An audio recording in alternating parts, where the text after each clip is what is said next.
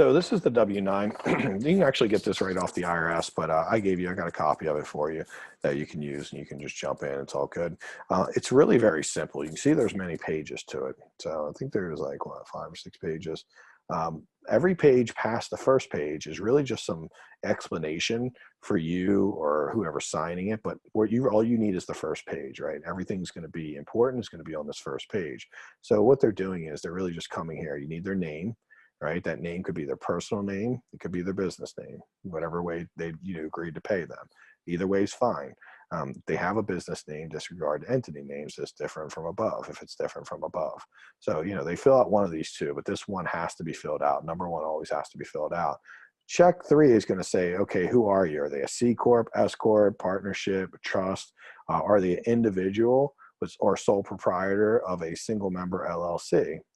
Or limited liability corporation. So you should know what that is, and you just check off the one that applies to them.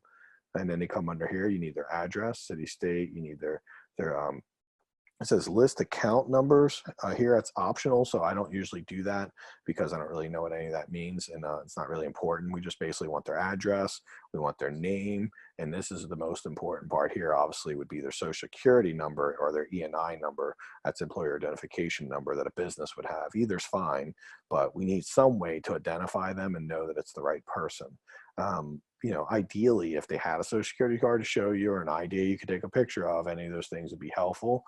If you don't have them, as long as they've at least, attempted, then you usually can get out of it. But all headaches, we really do prefer that this is right so the IRS isn't coming back and giving us crap, right? Because they will, but usually it's like I said, there's a lot of ways around. And the last part and piece, obviously, is they sign and date, right? You need their signature, but that's page 1. As you can see, we get into page 2. It's just a lot of just stuff like what all this means, essentially, if you want to take some time and read through it. I read through it yesterday because I hadn't read it in many years, and I was just like, oh, okay, it's interesting. So I had a better understanding of it because I just know how to sign it. I've never paid attention to any of that stuff. Like past like 6 or 7 years ago, I read it.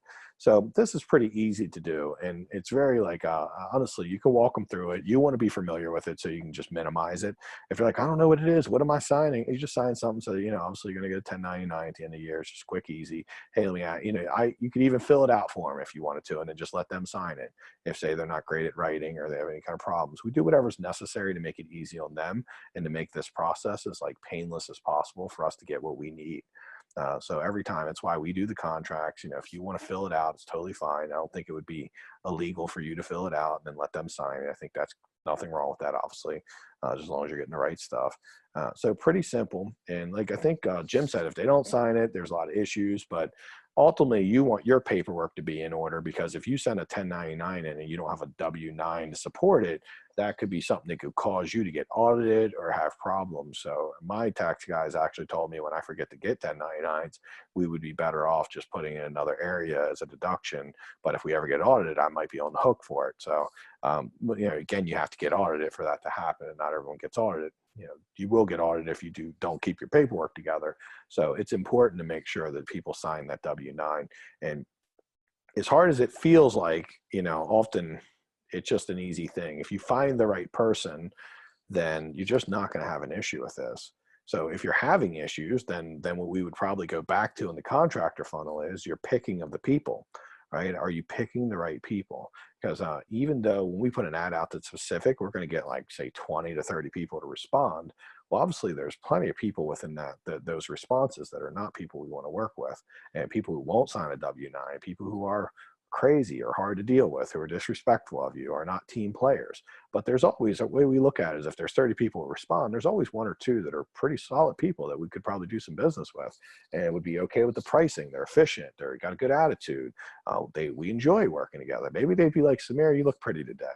Like, I'd be like, that's a cool person. Or Mike, you look like you lost some weight. I feel like, hey, man, I don't know why I like this guy. Thank you. Like, thank you for that, man. Like, not like, hey, F you. I'm not signing the W-9 because you suck and you're ripping me off. I'm like, yeah, we don't need all that, right? We have a better life to live than that life. So, but it all starts with digging into the funnel and finding the people like that are capable of doing the work. Nikki has I don't know if she's on or not, but she had a story with her painter where she got him to do the house for $2K. She used the funnel, but he didn't make any money. And the thing at the end was he was pretty nice about it. So he was a very nice guy. She was sad she couldn't use him, But he's like, I lost money on the deal because, he rolled and he didn't spray and he took them 5 days instead of like 3 days, like it should. So this was a great example of someone who was willing to work for the price, who, agreed, did a great job, was really pleasant to work with, but wasn't open to being more learning based. She tried to tell him to do this. I think she even said she had a sprayer she could have lent him from another house she did, or, obviously. So she had solutions, but this guy wasn't very resourceful. He was very one way, like, it's my way, I do it, and that's it. It's hard to work with people like that. I would say that's a mindset issue. He's not learning based. See, in construction, you have to be learning based. When I was new at construction, I made, 50K a year my first year. My second year, I made 80. My next year, I made like 90, and then I made like 125, and I made like 130. Now, there's no difference in the amount of work I did. It was just the amount, well, there was difference in the amount of work I did. I wasn't getting paid anymore, is what I meant to say. So I was still getting paid $1.50 a foot to lay hardwood floor. I just was able to do more because I got more efficient. So how contractors get a raise is we don't pay them more. I'm still paying my guys the same thing I was paying them 5 years ago. But what I've done and what they've done over the 5 years is I've supported them in becoming better and faster and more efficient. That's how they get paid more. So if somebody can come in and hang 100 sheets of sheetrock in 7 days with 3 people, and then 6 months later, because they keep doing it over and over for you, now they can do it in 5 days with the same amount of people instead of 7, they've just gotten a pretty deep raise, like maybe 20, 30% raise, right? I mean, they could do that every year. I mean, because there's so much room to grow and become more efficient. So some people will be really awesome and but they won't be fast. They won't be capable. We need people to be capable. We need them to be resourceful, flexible, willing to do minimum stuff like sign a W-9. That's such a minimum thing that I've never had anyone of any standard that was awesome that's ever even said one word about this. I've had some crackheads say some stuff about it, but then I'm like, dude, you got to figure it out.